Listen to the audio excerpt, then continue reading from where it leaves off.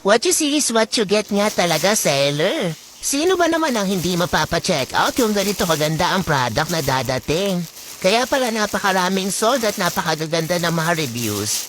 Kaya naman pati ako nabudol na rin.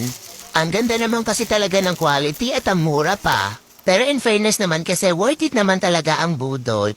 Kaya di ako papayag kung hindi ka rin magpapabudol nito. I-click mo na ang yellow basket, deserve na deserve mo to. Ito yung tinatawag na worth the budol. What you see is what you get talaga. Mukha siyang mamahalin pero mura mo lang dito makukuha sa TikTok. Sobrang ganda at sobrang aesthetic pa nga.